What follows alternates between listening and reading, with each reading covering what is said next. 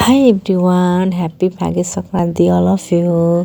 अनि आज चाहिँ जाकु, सेल, फुरौला, तिलको लड्डु अनि सकरखण्डहरू खानुभयो होला। सबैजनाले रमाइलो गर्नुभयो होला है।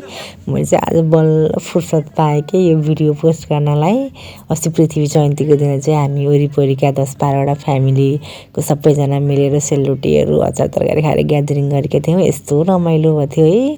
कसैले सेलरोटी बनाउने, कसैले अचार तरकारी बनाउने लाइमिली गरेर। यहाँ बुवा आमा हुनुहुन्छ, 90 वर्ष पुगिसक्नु भएको बुवा हुनुहुन्छ, यता आमा आन्टी सबैजना। यस्तो रमाइलो भयो कि एकदम आपसमा चाहिँ सबैजना मिलेर कसैले के गरेर मिलेर सम्पन्न गऱ्यौँ हामीले कामहरू।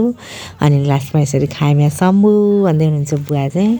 अनि एकदम बेलुकासम्म पकाइराख्यौँ। हाम्रो चाहिँ एकदम यस्तो ग्यादरिङ भइरहन्छ, कहिले के पाकिरहेको हुन्छ कि यसरी हामी मिल्ने 8-10वटा फ्यामिलीहरू चाहिँ मिलेर ग्यादरिङ हुन्छ कि हाम्रो। अनि यसरी बनाएर खाने कार्यक्रम चाहिँ बेला बेलामा भइरहन्छ। यस्तो कसैलाई सहयोग पर्दा पनि गर्ने, यस्तो रमाइलो हुन्छ हाम्रो वरिपरि चाहिँ है। अनि सबैजनाको भिडियो चाहिँ आएको छैन, कोही छुट्नु